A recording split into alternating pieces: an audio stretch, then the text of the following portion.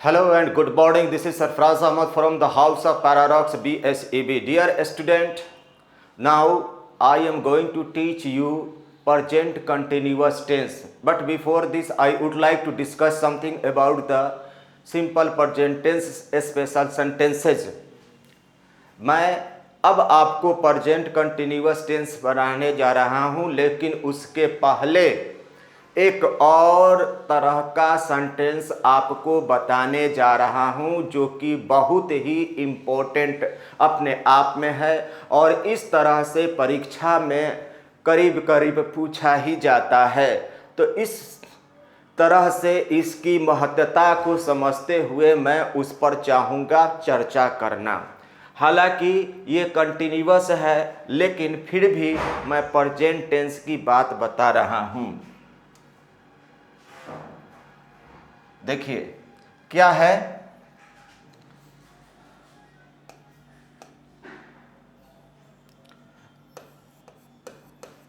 मैं जाने को या जाने वाला हूँ। तो इसका पढ़ें आपने आई एम टू गो। अब देखिए इसको, मैं जाने को ही हूँ, मैं जाने पर हूँ।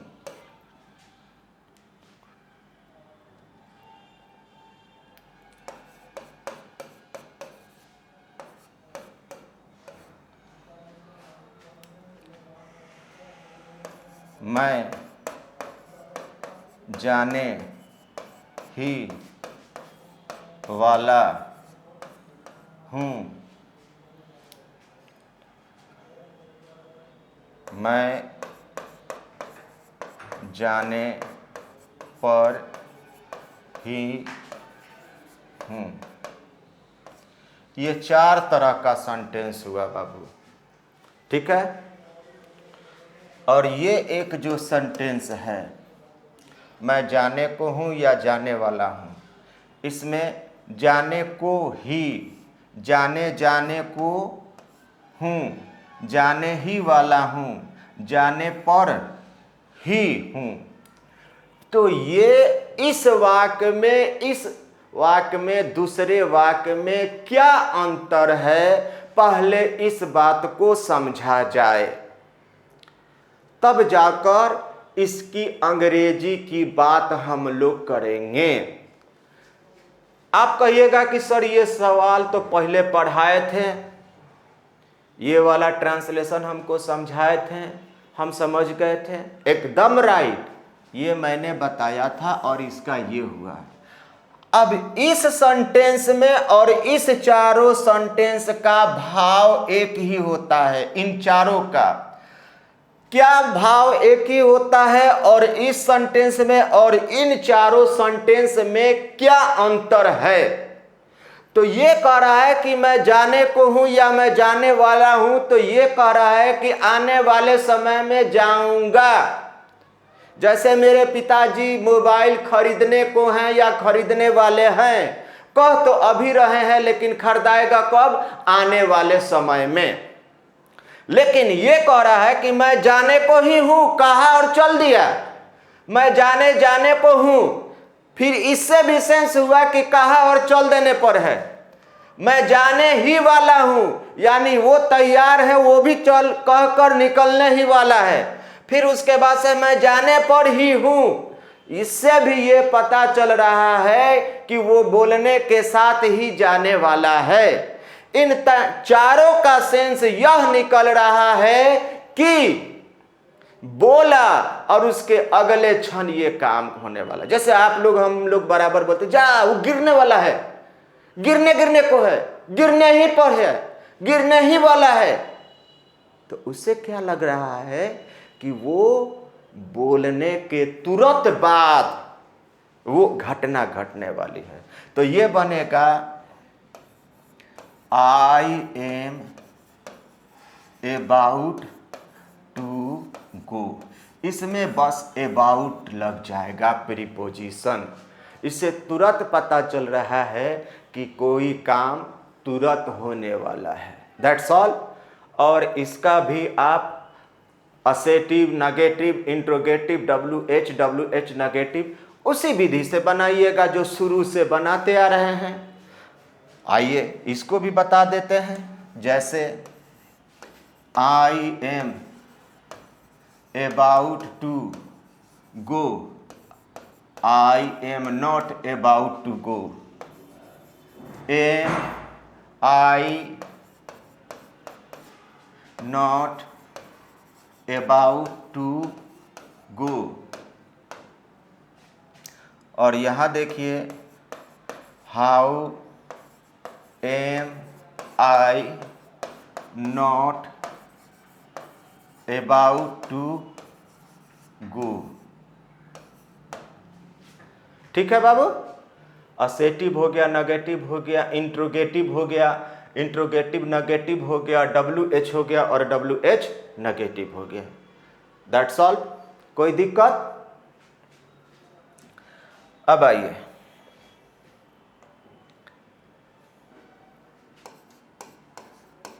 एक राजा था। ठीक है।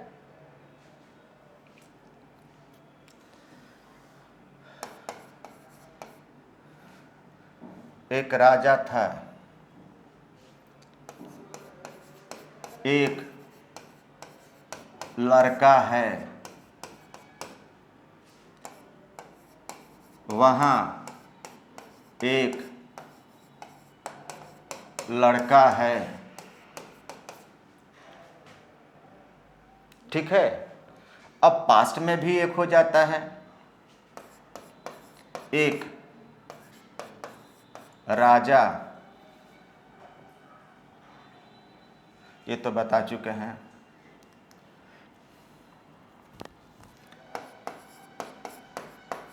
किसी जंगल में एक राजा था, वहाँ नदी है,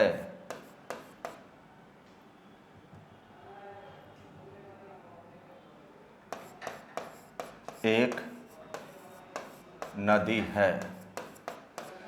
तो ये भी आपको सिंपल प्रेजेंट टेंस में आता है बेटा। अब ये बनेगा कैसे? तो बिल्कुल आसान है। जब हैं, हूं या था, थी के पहले कोई इंडिफिनिट नाउन आता है। इंडिफिनिट नाउन का मतलब हुआ वह नाउन जिससे कुछ पता नहीं चलता है कहाँ का है, कैसा है। तो वो बनता है इंट्रोडक्टरी देयर से। क्या चीज से बनता है?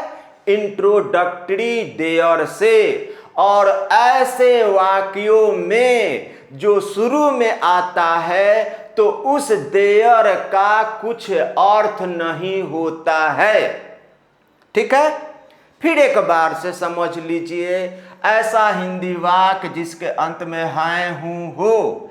अब ये पास्ट का भी इसी में बता दे रहे हैं कि था, थी, हो, लेकिन उसके पहले इनडिफिनिट नाउन आता हो तो ऐसे सेंटेंस को सिंपल प्रेजेंट टेंस में इंट्रोडक्टरी देयर से बनाते हैं।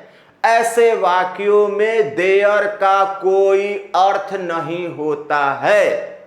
जैसे एक राजा था, देयर वाज ए किंग। अब एक राजा था, कैसा राजा था, कहाँ का राजा था, कुछ पता नहीं चल रहा है। एक लड़का है, देयर इज ए बॉय। यहाँ पर देयर का कोई अर्थ नहीं होगा बेटा, ये ध्यान में रखिएगा। वहाँ एक लड़का है, अब देखिए इसमें आ गया वहाँ, तब there is a boy there.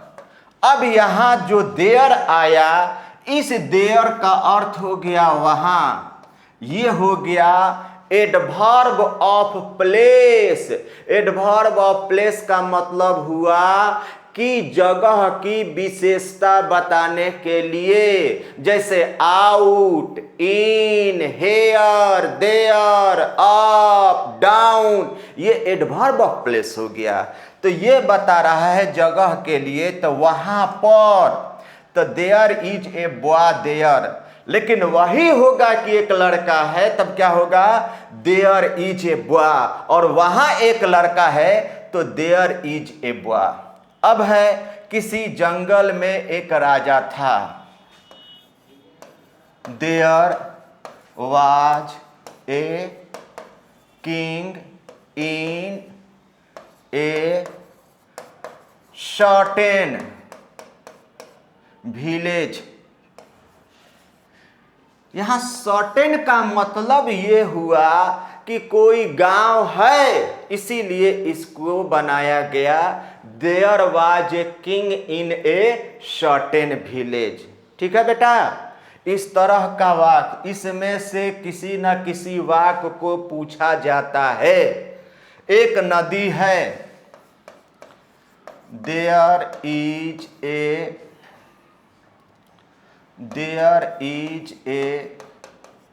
River. ठीक है, समझ में आ गया, कोई दिक्कत? फिर से देख लीजिए, यदि हैं, हूं, हो के पहले या था, थी के पहले कोई इंडिफिनिट नाउन आता है, तो वैसे वाक्यों को हम इंट्रोडक्टरी देयर से बनाते हैं। ऐसे इंट्रोडक्टरी वाले देयर का अपने आप में कोई अर्थ नहीं होता है। ठीक है, अब इसी कड़ी में एक और वाक्य लिख लीजिए, वहां पानी ही पानी है, वहां पेड़ ही पेड़ है। अब देखिए, वहां पानी ही पानी है, वहां पेड़ ही पेड़ है। इसको ऐसे भी बोल सकते हैं कि वहां पानी के अलावा कुछ नहीं है, वहां पेड़ के अलावा कुछ नहीं है। तो ये भी इसमें थोड़ा सा उसी तरह से बनेगा, there is nothing but water. ठीक है बेटा, वहां पेड़ ही पेड़ है, there is nothing but tree. ठीक है, समझ में आ रहा है? तो वहाँ थोड़ा सा देखिएगा बेटा, हम हिंदी नहीं जानते हैं, इसलिए वहाँ पर गलती भी होगी, तो यहाँ चंद्र बिंदु होना चाहिए। थोड़ा सा हम बाद में ध्यान दिए हैं, क्योंकि बहुत कम ज्ञान है, ऐसे भी हमको इंग्लिश में बहुत कम ज्ञान है, लेकिन उसमें से भी चाहते हैं जितना आता है हम उसको बांटें, क्योंकि ये कहा जाता है कि माँ सरस्वती का आराधना ये सबसे बड़ा है कि जितना ही उसको बांटिएगा उतना ही आप में फूल उसमें खिलेंगे। इस बात को ध्यान रखते हुए बेटा हम आपको बता रहे हैं, मैं एक शिक्षक नहीं हूँ। शिक्षक होने के लिए बहुत सा गुण होना चाहिए, उसमें से 1% भी गुण मेरे पास नहीं है। ये तो आपका प्यार है कि उस तरह से हमको समझते हैं। बस मैं आपसे एक कदम आगे चलता हूँ और आप मेरे पीछे पीछे चलते हैं। ठीक है बेटा, तो ये हुआ वहाँ पानी ही पानी है, वहाँ पेड़ ही पेड़ है। तो तो इस तरह के वाक्य को भी हम लोग बनाएंगे, जैसे there is nothing but water, there is nothing but tree. कोई दिक्कत? अब आइए अगले पॉइंट पर।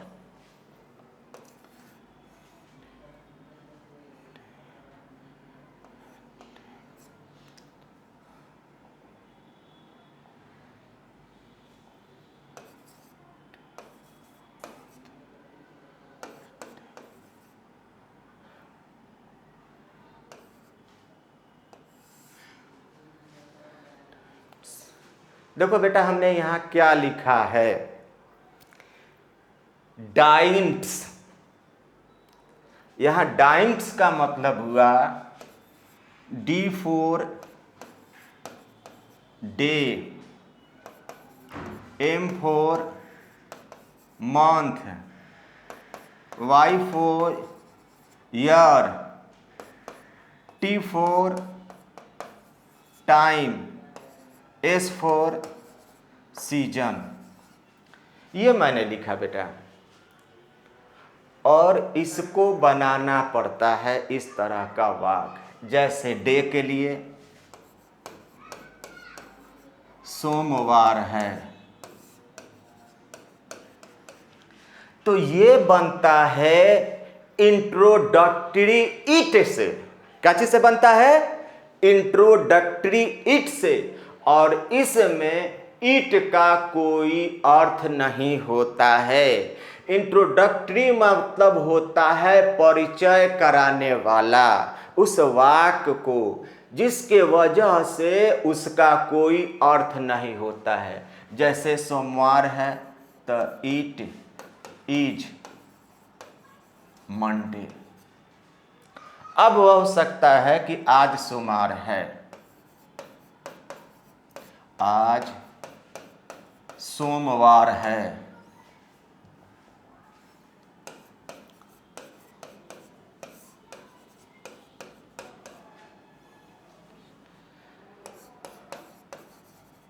टुडे इज मंडे, या इट इज मंडे टुडे। ये वाला आप लोग ज़्यादा बनाते हैं, इसलिए इसको पहले बता दिए हैं, लेकिन इसको ऐसे भी बनाते हैं, है ना। तो today is Monday, it is Monday today, ठीक है। अब उसके बाद से आइए ईयर, 2020 है, इट इज 2020। 7 बजा है, इट इज 7 o'clock, ठीक है। उसके बाद से सीजन हो गया, जाड़ा है, इट इज विंटर। आ गया समझ में? तो ये जो हुआ आपका डाइंट से बताया आपने, और D for day, A for M month, Y for year, T for time, S for season. तो इसको इस तरह से बनाया जाता है इंट्रोडक्टरी इट से। और इंट्रोडक्टरी का मतलब होता है सब्जेक्ट के रूप में वो इंट्रोड्यूस कराता है, और ऐसे परिस्थिति में इट का अपने आप में कोई अर्थ नहीं होता है। कोई दिक्कत समझ में आ गई? आगे बढ़ा जाए, चलिए।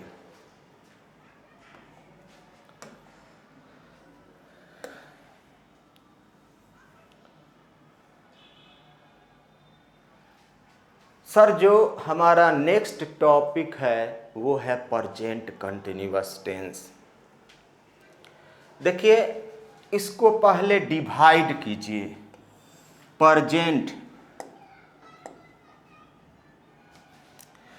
प्रेजेंट का मतलब हुआ वर्तमान, कंटिन्यूअस का मतलब हुआ जारी, और टेंस का मतलब हुआ काल या समय। तो वर्तमान काल में कोई काम जारी है, ठीक है। अब इसमें आपको करना कुछ नहीं है, सिंपल प्रेजेंट टेंस के आदत वाले वाक्य को लाना है, दिमाग में उसको रखना है और उसी के आधार पर आपको वाक्य बनाना है। जैसे मैं अंग्रेजी बोलता हूं, ठीक है। या यूं कह सकते हैं कि बोलने के समय जो काम जारी रहता है उसको प्रेजेंट टेंस में बनाते हैं। जैसे हवा बह रही है, बोल भी रहे हैं और हवा भी चल रही है। सूर्य चमक रहा है, बोल भी रहे हैं और सूर्य चमक भी रहा है। टीवी चल रहा है, हम बोल भी रहे हैं, उधर टीवी भी चल रहा है। बस जा रही है, हम बोल भी रहे हैं और बस जा भी रहे हैं। पापा जी चाय पी रहे हैं, हम बोल भी रहे हैं और पापा जी उधर चाय पीने का काम क्या है, जारी है। तो इस तरह से वाक्य को हम प्रेजेंट कंटिन्यूअस टेंस में बनाते हैं सर। और कुछ नहीं करना है, जितना वाक्य आपने आदत वाला सिंपल प्रेजेंट टेंस में बनाया है उसी को कंटिन्यूटी में डाल देना है। जैसे मेरा भाई ग्रामर पढ़ाता है, अब कंटिन्यूटी कर दीजिए उसमें, मेरा भाई ग्रामर पढ़ा रहा है। मेरे पिताजी अखबार पढ़ते हैं, आदत है, और कह दीजिए कि कंटिन्यूटी इसमें ला दीजिए, मेरे पिताजी अखबार पढ़ रहे हैं। माँ खाना बनाती है, माँ खाना बना रही है, खत्म हो गया। कहाँ से टेंस भारी है सर। और इसमें पढ़ाने वाला चाहिए, और मैं चाहूँगा कि मुझसे अच्छा आप किसी को समझाएं इस चीज़ को, ताकि और अच्छा से समझ में आए। अब इसको बनाने का तरीका यह है, subject plus am is are plus verb four plus object, है ना सर। यही तरीका है। और पिछले वीडियो में मैंने आपको बताया था कि किस वर्ड को हम हटाते हैं। जैसे कॉम में आता है लास्ट में ई, तो उसको हटाकर आईएनजी लगा देते हैं। और किस वर्ड को रिपीट किया जाता है वर्ब फोर बनाने के लिए, ये भी आपको बता चुका हूँ। अब सिर्फ क्या है, उस ट्रैक पर दौड़ जाना है। कैसे दौड़ जाना है, सिंपल प्रेजेंट टेंस के वाक्य को दिमाग में रखना है और उसमें कंटिन्यूटी ला देना है, बस खत्म हो गया। मैं अंग्रेजी बोल रहा हूँ, आई एम स्पीकिंग इंग्लिश, ठीक है सर। आप चाय पी रहे हैं, यू आर टेकिंग टी। देखिए सर, यहाँ TAKE आता है, तो उसी नियम के तहत पर यहाँ पर ई को हटाया गया और ING लगाया गया है। चाय पीने का अंग्रेजी ड्रिंक नहीं होता है। ड्रिंक का मतलब ये हुआ कि एक बार में पूरा पिया जाए, है ना। और चाय को चुस्की लेकर पिया जाता है, इसलिए यहाँ पर टेक का प्रयोग किया जाता है। अब आइए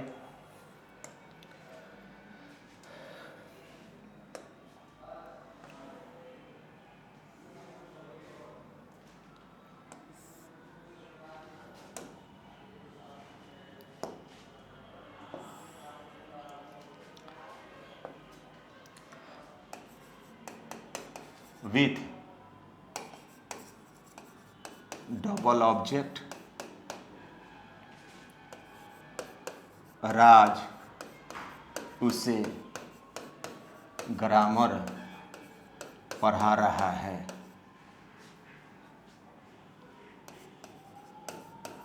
देखिए सर, दो ऑब्जेक्ट आया। मैंने बताया था कि एक दो आता है, एक सजीव और एक निर्जीव होता है। ठीक है, तो ये आपका पर्सन हो गया, ये आपका थिंग्स हो गया। राज इज टीचिंग हिम ग्रामर। ठीक है, मेरे पिताजी उन लोगों को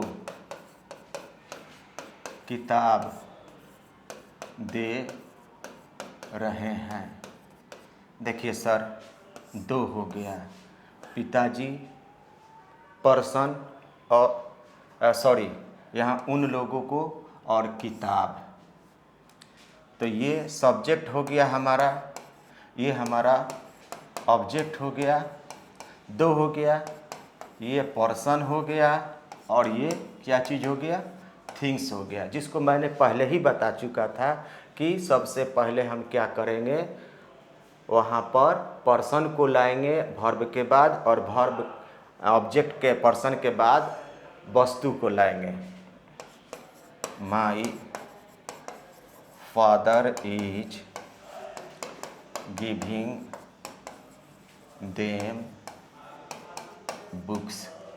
ठीक है, आप कह रहे हैं स्ट्रक्चर की बात, तुरंत स्ट्रक्चर दे रहे हैं, लेकिन इसमें कुछ और हम आपको सेंटेंस समझाना चाह रहे हैं। अब आइए, विथ डबल वर्ब, राज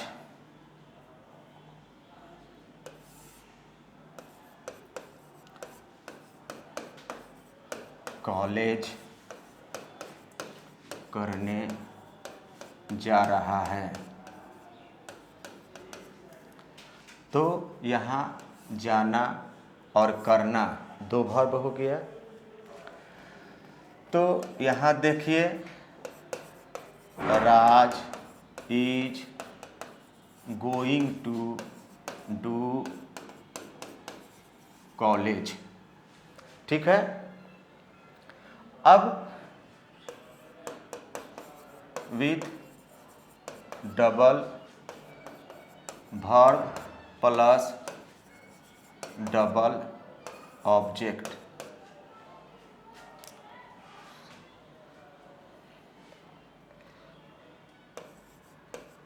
मेरा भाई उसे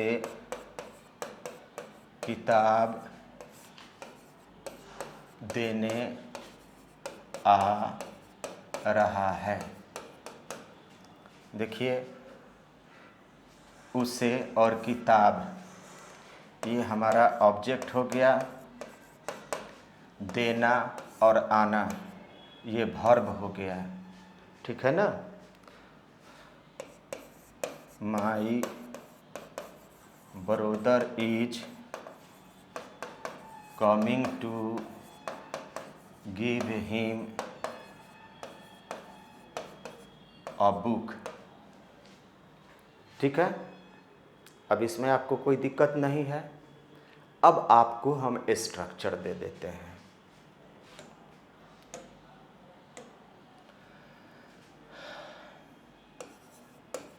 subject plus am is are plus verb four plus object. अब यहाँ अंडरस्टैंडिंग की बात है कि जब ऑब्जेक्ट हमारा दो तरह का भी हो सकता है और वर्ब भी हमारा दो हो सकता है, तो इन वाक्यों को हम लोग देख चुके हैं, उसमें कोई दिक्कत नहीं होगा। She is trying to speak English.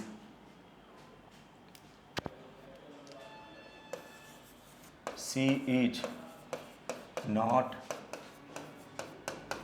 trying to speak English। इसका तो हिंदी आ रहा होगा, आपको कोई दिक्कत नहीं हो रही होगी। She is trying to speak English, वह अंग्रेजी बोलने का कोशिश कर रही है। नेक्स्ट आपने जो कहा कि वो अंग्रेजी बोलने का कोशिश नहीं कर रही है। और थर्ड, इज शी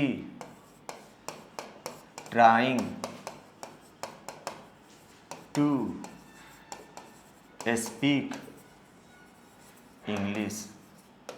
तो ये हो गया आपका इंट्रोगेटिव, शुरू से हम बताए थे।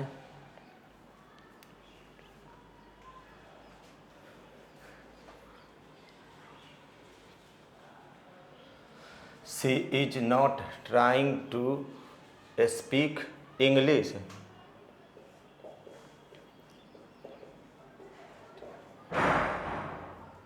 She is not trying to speak English. She is trying, TRYING, trying to speak English. She is not trying to speak English. Is she trying to speak English? तो ये इंट्रोगेटिव आपका हो गया। और इसको जब ऐड कर दीजिएगा तो इंट्रोगेटिव नेगेटिव हो जाएगा। और यहीं पर आप रख दीजिएगा WH, तब ये आपका क्या हो जाएगा, how is she trying to speak English, वो कैसे अंग्रेजी बोलने का कोशिश कर रही है। और फिर जब इसको ऐड कीजिएगा तो how is she not trying to speak English. Clear? कोई दिक्कत? तो समझ में आया? तो इसी तरह से आप क्या कर सकते हैं, अपना प्रैक्टिस करने के लिए सिंपल प्रेजेंट टेंस वाले को कंटिन्यूअस में बनाइए और कंटिन्यूअस वाले को सिंपल में बना दीजिए।